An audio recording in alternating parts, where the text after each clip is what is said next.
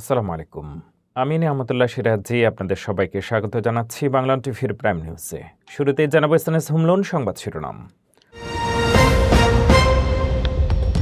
Budget সংকটে আমেরিকার digital দেয়াল বিপর্যস্ত, 40 দিন ধরে ছুটিতে 1200 সাইবার বিশেষজ্ঞ কর্মী। রণক্ষেত্রের গোপনীয়তা কি এখন স্ট্রিপ ক্লাবে? মার্কিন তরুণ সেনাদের তথ্য ফাঁসে পেন্টাগনের তোলপাড়। মিশিগানের সিনাগগে হিজবুল্লাহ অনুপ্রাণিত ভয়াবহ হামলা, এফবিআই এর তদন্তে উঠে এলো চাঞ্চল্যকর তথ্য। এবং আমেরিকায় ধেয়ে আসছে ভয়াবহ ঝড় ও টর্নেডো, 5 অঙ্গরাজ্যে 70 মাইল বেগে দমকা হাওয়ার সতর্কতা। এতক্ষণ শুনছিলেন শিরোনাম, এবারে বিস্তারিত। আমেরিকায় সাইবার নিরাপত্তার মূল প্রাচীর সিসা এখন খাদের কিনারায়। বাজেট সংকটে 60% কর্মীকে ছুটিতে পাঠানোয় অরক্ষিত হয়ে পড়েছে দেশটির বিদ্যুৎ ও পানি সরবরাহ ব্যবস্থা। এই সুযোগে ইরানি হ্যাকাররা এফবিআই এর প্রধানের ইমেল হ্যাকসহ গুরুত্বপূর্ণ অবকাঠামোয় আঘাত হানার দাবি করছে। রাশিয়া ও চীনের মদদে এই ডিজিটাল যুদ্ধকেই আমেরিকাকে অন্ধকারে ডুবিয়ে দেবে, নাকি ওয়াশিংটন সময় মতো তাদের ডিজিটাল ঢাল মেরামত করতে পারবে? বিস্তারিত দেখুন আমাদের বিশেষ প্রতিবেদনে। বর্তমানে যুক্তরাষ্ট্র এক চরম সংকটের মধ্য দিয়ে যাচ্ছে। হোমল্যান্ড সিকিউরিটি বিভাগের বাজেট নিয়ে রাজনৈতিক অচল অবস্থার কারণে দেশটির প্রধান সাইবার প্রতিরক্ষা দেয়াল cyber security and infrastructure security আজ বিপর্যস্ত। টানা 40 দিনের বেশি সময় ধরে ফান্ডিং না থাকায় সংস্থাটির প্রায় 60% কর্মীকে ছুটিতে পাঠানো হয়েছে। বাজেট সংকটের কারণে সিআইএসএ দেশের গুরুত্বপূর্ণ অবকাঠামো যেমন বিদ্যুৎ কেন্দ্র ও পানি শোধনাগারের ডিজিটাল নিরাপত্তা পরীক্ষা বন্ধ করতে বাধ্য হয়েছে। পরিসংখ্যান বলছে 2025 সালে এই সংস্থাটি প্রায় 262 কোটি ক্ষতিকারক সংযোগ এবং গুরুত্বপূর্ণ অবকাঠামোতে 37 কোটি বার সাইবার হামলার চেষ্টা নস্যাৎ করেছিল। কিন্তু বর্তমানে 2000 কর্মীর জায়গায় মাত্র 800 জন কাজ করছেন, যা জাতীয় নিরাপত্তাকে চরম ঝুঁকির মুখে ফেলেছে। বিশেষজ্ঞরা সতর্ক করেছেন যে যখন আমেরিকার ডিজিটাল ঢাল দুর্বল, ঠিক তখনই ইরান ও তার মিত্র দেশগুলোর সাইবার হামলা বৃদ্ধি পেয়েছে। গত সপ্তাহে এফবিআই পরিচালকের ব্যক্তিগত ইমেল হ্যাক হওয়া এবং একটি মার্কিন মেডিকেল ডিভাইস কোম্পানিটিতে বড় ধরনের হামলার পেছনে ইরানি হ্যাকারদের সংশ্লিষ্টতা পাওয়া গেছে। প্রথাগত যুদ্ধের চেয়ে সাইবার যুদ্ধ অনেক সাশ্রয়ী এবং এর প্রভাব দীর্ঘস্থায়ী।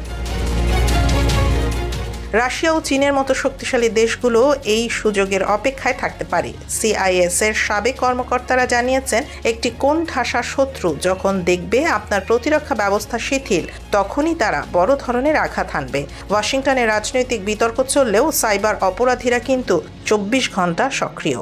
এই বাজেট সমস্যার দ্রুত সমাধান না হলে আমেরিকার ডিজিটাল সার্বভৌমত্ব বড় ধরনের বিপর্যয়ের সম্মুখীন হতে পারে।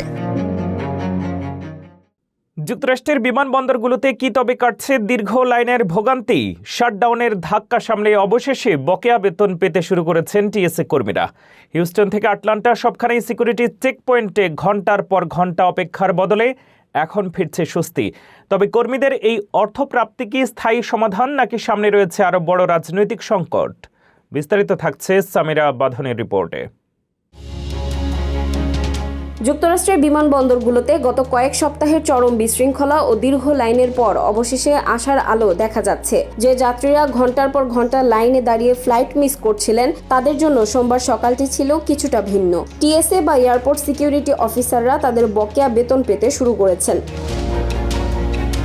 প্রেসিডেন্ট ডোনাল্ড ট্রাম্পের নির্দেশে এই বেতন দেওয়ার প্রক্রিয়া শুরু হয়। এর ফলে হিউস্টন, আটলান্টা এবং বল্টিমোরের মতো বড় বিমানবন্দরগুলোতে যেখানে 4 ঘন্টা পর্যন্ত অপেক্ষা করতে হতো, সেখানে এখন 10 মিনিটেরও কম সময়ে যাত্রীরা সিকিউরিটি পার হতে পারছেন। বেতন শুরু হলেও টিএসএ ইউনিয়ন জানিয়েছে কর্মীদের সব সমস্যা এখনো মেটেনি। অনেকে জানিয়েছেন তারা বকেয়া বেতনের পুরোটা পাননি এবং ওভারটাইমের টাকাও হিসেবে আসেনি। দীর্ঘ শাটডাউনের কারণে অনেক কর্মীর আর্থিক অবস্থা এতটাই শোচনীয় যে বেতনের টাকা পাওয়ার সাথে সাথেই তা গাড়ি বা বাড়ির কিস্তি পরিশোধে শেষ হয়ে যাচ্ছে। এমনকি বিনা বেতনে কাজ করতে বাধ্য হয়ে 500-এর বেশি অফিসার চাকরি ছেড়ে দিয়েছেন। তবে এই স্বস্তি স্থায়ী কিনা তা নিয়ে সংশয় রয়েছে, কারণ আইস বা অভিবাসন বিভাগ এবং ম্যাস ডিপোর্টেশন বা গণনির্বাসন কার্যক্রম নিয়ে ডেমোক্রেট ও হোয়াইট হাউসের মধ্যে এখনো কোনো সমঝোতা হয়নি। কংগ্রেস এখনো হোমল্যান্ড সিকিউরিটির পূর্ণাঙ্গ বাজেট অনুমোদন করেনি।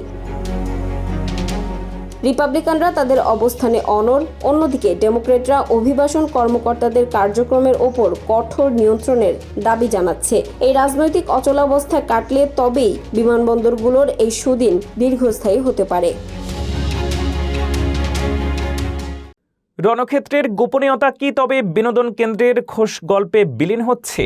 সান ডিয়েগোর এক স্ট্রিপ ড্যান্সারের বিস্ফোরক দাবি মার্কিন সামরিক বাহিনীর নিরাপত্তা বলয়কে নাড়িয়ে দিয়েছে। যুদ্ধের আতঙ্কে তরুণ সেনাদের আবেগপ্রবণ তথ্য ফাঁস পেন্টাগনকে ফেলেছে চরম ঝুঁকিতে। প্রযুক্তির এই যুগে দেশপ্রেম কি তবে সোশ্যাল মিডিয়া আর আমোদ প্রমোদের ভিড়ে হারিয়ে যাচ্ছে? বিস্তারিত থাকছে এই প্রতিবেদনে। রণক্ষেত্রের গোপনীয়তাকে এখন কেবল বিনোদন কেন্দ্রেই সীমাবদ্ধ?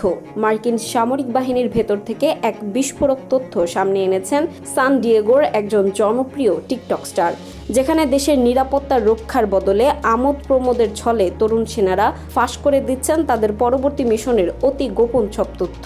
ঘটনাটি নিয়ে এখন তোলপাড় চলছে খোদ পেন্টাগনে।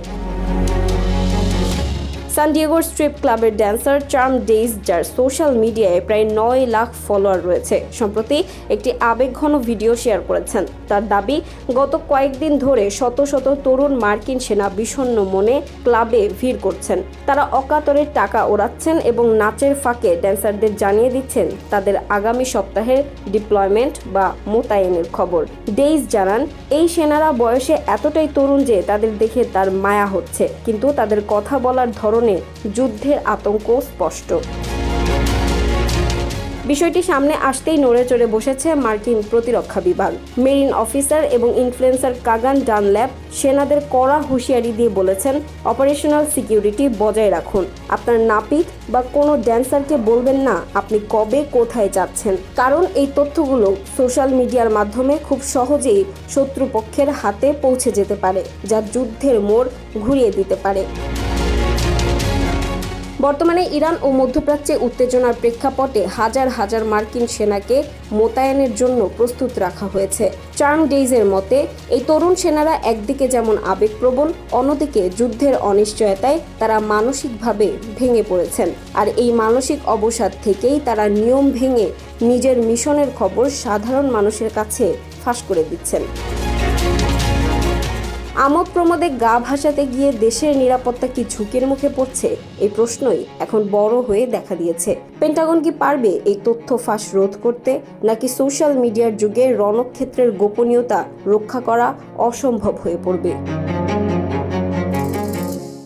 মিশিগানের বৃহত্তম ইহুদি উপাসনালয় সিনাগগে ভয়াবহ হামলার নেপথ্যে চাঞ্চল্যকর তথ্য প্রকাশ করল এফবিআই। লেবানিজ বংশোদ্ভূত মার্কিন নাগরিক আয়মান গাজালির এই হামলা কি হিজবুল্লাহর আদর্শে অনুপ্রাণিত ছিল? হামলার আগে কেন তিনি ইরানের প্রয়াত নেতার ছবি শেয়ার করেছিলেন এবং নিজের বোনকে কি বার্তা পাঠিয়েছিলেন? যুক্তরাষ্ট্রে ক্রমবর্ধমান ইহুদি বিদ্বেষী অপরাধ ও এই ঘটনার বিস্তারিত জানুন প্রতিবেদনে। যুক্তরাষ্ট্রের মিশিগান অঙ্গরাজ্যের বৃহত্তম ইহুদি উপাসনালয়ে গত 12 মার্চের ভয়াবহ হামলার ঘটনায় এক চাঞ্চল্যকর প্রতিবেদন প্রকাশ করেছে এফবিআই। গোয়েন্দা সংস্থাটির মতে, এই হামলাটি ছিল একটি সুপরিকল্পিত সন্ত্রাসবাদী কাজ, যা মূলত ইরান সমর্থিত গোষ্ঠী হিজবুল্লাহর আদর্শ দ্বারা অনুপ্রাণিত। তদন্তে জানা গেছে, 41 বছর বয়সী লেবানিজ বংশোদ্ভূত মার্কিন নাগরিক আয়মান গাজালি গত 12 মার্চ সকালে টেম্পল অফ ইসরায়েল নামক সিনাগগে হামলা চালান। তিনি তার ট্রাক নিয়ে সরাসরি সিনাগগ ভবনে ধাক্কা মারেন এবং পরবর্তীতে নিরাপত্তা রক্ষীদের লক্ষ্য করে এলো পাথারি গুলি ছোড়েন। প্রত্যক্ষদর্শীরা জানিয়েছেন, গাজালি আতশবাজি ব্যবহার করে সেখানে একটি বড় বিস্ফোরণও ঘটান। হামলার সময় সিনাগগের ভেতর প্রি স্কুলের শিশুরা উপস্থিত থাকলেও সৌভাগ্যবশত গাজালি ছাড়া আর কেউ এই ঘটনায় প্রাণ হারাননি। হামলা শেষে তিনি ঘটনাস্থলেই আত্মহত্যা করেন। এফবিআই এর ডেট্রয়েট ফিল্ড অফিসের বিশেষ এজেন্ট জেনিফার রুনিয়ান জানান, হামলার আগের দিন গাজালি সামাজিক যোগাযোগ মাধ্যমে ইরানের প্রয়াত সর্বোচ্চ নেতা আয়াতুল্লাহ আলী খামেনির ছবি শেয়ার করেছিলেন। উল্লেখ্য, গত মাসে যুক্তরাষ্ট্র ও ইসরায়েলি হামলায় খামেনি নিহত হন। এমনকি হামলার ঠিক আগ মুহূর্তে গাজালি তার বোনকে একটি বার্তা পাঠিয়েছিলেন, যেখানে তিনি স্পষ্ট করে বলেছিলেন যে তিনি এই কোটি গণসন্ত্রাসবাদী হামলা করতে যাচ্ছেন। যুক্তরাষ্ট্রের অ্যাটর্নি জেরোম বোর্গেন জানিয়েছেন, গাজালি বেঁচে থাকলে তার বিরুদ্ধে হিজবুল্লাহকে বস্তুগত সহায়তা দেওয়ার অভিযোগে মামলা করা হতো। যুক্তরাষ্ট্রের সাম্প্রতিক সময়ে ইহুদি বিদ্বেষী অপরাধ বা অ্যান্টিসেমিটিক ইনসিডেন্ট আশঙ্কাজনক হারে বৃদ্ধি পেয়েছে, যা নিয়ে মার্কিন প্রশাসন গভীর উদ্বেগের মধ্যে রয়েছে। বিশ্ব রাজনীতির এই অস্থির সময়ে এই হামলা নতুন করে নিরাপত্তাহীনতার জন্ম দিয়েছে। জাতীয় নিরাপত্তার অজুহাতে বন্ধ হওয়া মার্কিন অ্যাজাইলাম প্রক্রিয়া কি আবারও সচল হচ্ছে? ন্যাশনাল গার্ড সদস্যদের উপরে হামলার পর স্থগিত হওয়া অভিবাসন আবেদনে বড় সিদ্ধান্ত নিল ট্রাম্প প্রশাসন। নির্দিষ্ট কিছু দেশের জন্য সুযোগ ফিরলেও কড়া নজরদারিতেই থাকতে হবে আবেদনকারীদের। ট্রাম্পের এই নতুন অভিবাসন নীতির বিস্তারিত জানুন আমাদের বিশেষ রিপোর্টে। দীর্ঘদিন বন্ধ থাকার পর অবশেষে নির্দিষ্ট কিছু দেশের জন্য অ্যাজাইলাম বা রাজনৈতিক আশ্রয়ের আবেদন প্রক্রিয়া পুনরায় শুরু করার ঘোষণা দিল ট্রাম্প প্রশাসন। ন্যাশনাল গার্ড সদস্যদের ওপর হামলার পর এই সেবা পুরোপুরি স্থগিত করা হয়েছিল। কেন এই আকস্মিক পরিবর্তন, আর কোন দেশগুলো আছে এই তালিকায়? গত নভেম্বর মাসে একজন আফগান অভিবাসীর গুলিতে 2 ন্যাশনাল গার্ড সদস্য আক্রান্ত হওয়ার পর, যাদের মধ্যে একজন পরবর্তীতে মারা যান, পুরো অ্যাসাইলাম প্রক্রিয়া বন্ধ করে দিয়েছিল মার্কিন ইমিগ্রেশন বিভাগ। ট্রাম্প প্রশাসনের অভিযোগ ছিল, জো বাইডেন আমলের দুর্বল স্ক্রিনিং বা যাচাই বাছাই প্রক্রিয়ার কারণেই এমন ভয়াবহ ঘটনা ঘটেছে। এর প্রতিক্রিয়ায় ট্রাম্প এক কঠোর অভিবাসন নীতি ঘোষণা করেন এবং 12টি দেশের ওপর ভ্রমণ নিষেধাজ্ঞা জারি করেন, যা পরবর্তীতে আরও 7টি দেশে সম্প্রসারিত হয়।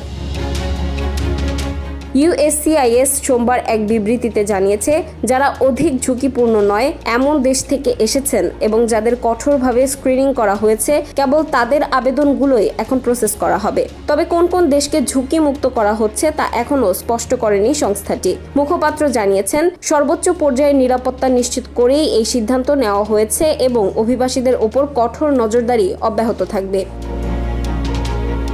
ট্রাম্পের এই অ্যাগ্রেসিভ ইমিগ্রেশন ক্যাম্পেইন বা আগ্রাসী অভিবাসন নীতির মাঝে এই ছোট শিথিলতা অনেক আবেদনকারীর মনে আশার আলো জাগাচ্ছে। তবে জাতীয় নিরাপত্তার প্রশ্নে ট্রাম্প প্রশাসন যে বিন্দুমাত্র ছাড় দিতে রাজি নয় তা আবারও স্পষ্ট হয়ে গেল। ডোনাল্ড ট্রাম্পের দ্বিতীয় মেয়াদে যুক্তরাষ্ট্রে বাড়তে থাকা রাজনৈতিক অস্থিরতার প্রভাব পড়ছে সাধারণ মানুষের জীবনে। অনেক মার্কিন নাগরিক এখন বিকল্প নিরাপদ ভবিষ্যতের খোঁজে কানাডার দিকে ঝুঁকছেন। কানাডার নতুন নাগরিকত্ব নীতির ফলে পূর্বপুরুষের সূত্র ধরে আবেদন বাড়ছে দ্রুত। এটি কি কেবল সাময়িক প্রবণতা, নাকি ইউনাইটেড স্টেটস থেকে ধীরে ধীরে আস্থার সরে যাওয়ার ইঙ্গিত? সেই প্রশ্নই এখন সামনে। ডোনাল্ড ট্রাম্পের দ্বিতীয় মেয়াদে ক্ষমতায় আসা এবং যুক্তরাষ্ট্রে ক্রমবর্ধমান রাজনৈতিক অস্থিরতা কি আমেরিকানদের দেশ ছাড়তে বাধ্য করছে? সাম্প্রতিক পরিসংখ্যান বলছে, হাজার হাজার মার্কিন নাগরিক এখন মরিয়া হয়ে কানাডার নাগরিকত্ব পাওয়ার চেষ্টা করছেন। আর এতে বড় সহায়ক হয়ে দাঁড়িয়েছে কানাডার নতুন একটি আইন। আগে নিয়ম ছিল, কোনো কানাডিয়ান যদি দেশের বাইরে সন্তান জন্ম দেন, তবে সেই সন্তান তার পরবর্তী প্রজন্মকে কানাডার নাগরিকত্ব দিতে পারতেন না। একে বলা হতো ফার্স্ট জেনারেশন রুল। কিন্তু সম্প্রতি কানাডার আদালত এই নিয়ম বাতিল করেছে। এখন যদি আপনার পূর্বপুরুষ, যেমন দাদা দাদি বা এমনকি পরদাদাও কানাডিয়ান হয়ে থাকেন, তবে আপনিও কানাডার নাগরিকত্বের দাবি করতে পারেন। সংবাদ মাধ্যম সিএনএন-এর প্রতিবেদনে উঠে এসেছে অ্যালেন রবিলাড এবং র্যাচেল র্যাবের মতো সাধারণ মানুষের কথা। নিউ ইয়র্কে বাসিন্দা অ্যালেন জানান, রাজনৈতিক সহিংসতার ভয়ে তিনি এখন কানাডাকে তার ব্যাকআপ অপশন হিসেবে রাখছেন। অন্যদিকে কৃষ্ণাঙ্গ ও আইরিশ বংশোদ্ভূত র্যাচেল র্যাব জানান, যুক্তরাষ্ট্রে বর্ণ বৈষম্য এবং রাজনৈতিক ডামাডোলে তিনি নিজেকে আর নিরাপদ মনে করছেন না। শুধু এরাই নন, গত কয়েক মাসে কানাডার আর্কাইভগুলোতে বংশ পরিচয় খোঁজার আবেদন 150 থেকে বেড়ে 1500-তে দাঁড়িয়েছে। অভিবাসন বিশেষজ্ঞরা বলছেন এই নতুন জোয়ার আগের চেয়ে আলাদা। আগে নির্বাচনের পর আবেদন বাড়লেও কয়েক মাস পর তা কমে যেত, কিন্তু এবার 2 বছর পার হওয়ার পরও আগ্রহ কমছে না। যদিও অনেক কানাডিয়ান এই প্ল্যান বি মানসিকতার সমালোচনা করছেন, তবে বিশেষজ্ঞরা মনে করছেন এটি কানাডার জন্য ভালো, কারণ আবেদনকারীদের মধ্যে অনেক ডাক্তার, ইঞ্জিনিয়ার এবং উচ্চশিক্ষিত পেশাজীবী রয়েছেন। যেখানে এক সময় আমেরিকা ছিল স্বপ্নের দেশ, সেখানে আজ মানুষ অন্য দেশে আশ্রয়ের পথ খুঁজছে। কানাডার এই নতুন আইন কি বিশ্ব রাজনীতিতে আমেরিকার প্রভাব কমার লক্ষণ? আপনার মূল্যবান মতামত কমেন্টে জানান। গত সপ্তাহে দেশ কাটতে না কাটতেই আবারও এক ভয়াবহ আবহাওয়ার মুখে পড়তে যাচ্ছে যুক্তরাষ্ট্রের বিশাল এক অংশ। টেক্সাস থেকে শুরু করে গ্রেট লেকস অঞ্চল পর্যন্ত টানা 3 দিন ধরে তীব্র ঝড়, শিলাবৃষ্টি এবং টর্নেডোর পূর্বাভাস দিয়েছে ন্যাশনাল ওয়েদার সার্ভিস। 31শে মার্চ মঙ্গলবার থেকে 1 এপ্রিল বুধবার পর্যন্ত আইওয়া, ইলিনয়, ইন্ডিয়ানা, মিশিগান ও ওহাইও অঙ্গরাজ্যগুলো সবচেয়ে বেশি ঝুঁকির মুখে রয়েছে। শিকাগো, ডেট্রয়েট এবং ইন্ডিয়ানাপোলিসের মতো বড় শহরগুলোতে ঘণ্টায় 70 মাইল বেগে দমকা হাওয়া এবং বিশাল আকৃতির শিলাবৃষ্টির সতর্কতা জারি করা হয়েছে। আবহাওয়া বিশেষজ্ঞরা জানিয়েছেন বিচ্ছিন্নভাবে শক্তিশালী টর্নেডো আঘাত হানার সম্ভাবনা রয়েছে, যা ঘরবাড়ি ও বিদ্যুৎ লাইনের ব্যাপক ক্ষতি করতে পারে। এছাড়া 1 ইঞ্চি থেকে 3 ইঞ্চি পর্যন্ত ভারী বৃষ্টিপাতের কারণে অনেক এলাকায় আকস্মিক বন্যার আশঙ্কা করা হচ্ছে। ঝড়ের এই সময়ে নিরাপদ আশ্রয়ে থাকা এবং স্থানীয় আবহাওয়া বার্তার দিকে কড়া নজর রাখা জরুরি। প্রকৃতির এই তাণ্ডব থেকে বাঁচতে প্রয়োজনীয় প্রস্তুতি নিয়ে রাখুন। আপনার এলাকার পরিস্থিতির আপডেট পেতে আমাদের সাথেই থাকুন। এক বোতল মদের দাম $8 লাখ। অবিশ্বাস্য মনে হলেও নিউ ইয়র্কের নিলামে 1945 সালের এক বোতল রোমানি কন্টি নামী ফরাসি ওয়াইন বিক্রি হয়েছে রেকর্ড মূল্যে। বিশ্বযুদ্ধের স্মৃতিবাহী এই দুষ্প্রাপ্য পানীয় কেন সংগ্রাহকদের কাছে এতটা কাঙ্ক্ষিত? আভিজাত্য আর ইতিহাসের মিশেলে তৈরি এই মহার্ঘ মদের পেছনের রোমাঞ্চকর গল্প জানতে দেখুন পুরো প্রতিবেদন। আভিজাত্য নাকি পাগলামি? এক বোতল মদের দাম কত হতে পারে? কয়েক হাজার নাকি কয়েক লাখ টাকা? নিউ ইয়র্কের ম্যানহাটনে সম্প্রতি ঘটে গেল এক অবিশ্বাস্য ঘটনা। 1945 সালের এক বোতল ডোমেইন ডি লা রোমানি কন্টি ওয়াইন বিক্রি হলো রেকর্ড $8,12,500, বাংলাদেশি মুদ্রায় যার পরিমাণ প্রায় 9,80,00,000 টাকা। এটি কেবল একটি সাধারণ মদ বিক্রির ঘটনা নয়, এটি বিশ্ব রেকর্ড। 2018 সালে এই একই ব্র্যান্ডের এক বোতল মদের দাম উঠেছিল $5,58,000, অর্থাৎ মাত্র কয়েক বছরের ব্যবধানে এর দাম বেড়েছে প্রায় 50%। কিন্তু প্রশ্ন হলো, সাধারণ 750 মিলিলিটারের এক বোতল পানীয়ের দাম কেন একটি বিলাসবহুল প্রাসাদের সমান? এই আকাশচুম্বী দামের পেছনে রয়েছে ইতিহাস আর দুষ্প্রাপ্যতা। 1945 সালের এই ভিনটেজটি ছিল ওই বাগানের পুরনো লতা থেকে তৈরি শেষ মদ। দ্বিতীয় বিশ্বযুদ্ধের ভয়াবহতা সহ্য করে টিকে থাকা সেই আঙুর গাছগুলো এই ব্যাচটির পরেই উপড়ে ফেলে নতুন করে লাগানো হয়েছিল। ওই বছর মাত্র 600 বোতল তৈরি করা হয়েছিল এই বিশেষ জাতের রেড ওয়াইন। বিশেষজ্ঞরা বলছেন এটি প্রি-ফিলোক্সেরা ক্যাটাগরির, অর্থাৎ 19 শতকে ইউরোপের আঙুর বাগান ধ্বংসকারী পোকা থেকে বাঁচতে গাছের যে জিনগত পরিবর্তন করা হয়েছিল, এই গাছগুলো ছিল তার আগের আদি ও অকৃত্রিম জাতের। সংগ্রাহকদের মতে এর স্বাদ ও গভীরতা অতুলনীয়। একসময় বার্গ্যান্ডির বিখ্যাত মেইসন জোসেফ দ্রুহিনের ব্যক্তিগত সংগ্রহে থাকা এই বোতলটি এখন পৃথিবীর সবচেয়ে কাঙ্ক্ষিত মদের মর্যাদা পেয়েছে। নিলামকারী প্রতিষ্ঠান একার এর মতে এটি কেবল পানীয় নয়, বরং এক টুকরো জীবন্ত ইতিহাস। আভিজাত্যের এই দৌড়ে এক বোতল মদ যখন কোটির ঘর ছাড়িয়ে যায়, তখন তা আর কেবল পানীয় থাকে না, হয়ে ওঠে শ্রেষ্ঠত্বের এক অনন্য স্মারক। এই ছিল বাংলা টিভির প্রাইম নিউজে। পরবর্তী প্রাইম নিউজ দেখার আমন্ত্রণ জানিয়ে শেষ করছি এখানেই। এতক্ষণ সাথে থাকার জন্য ধন্যবাদ।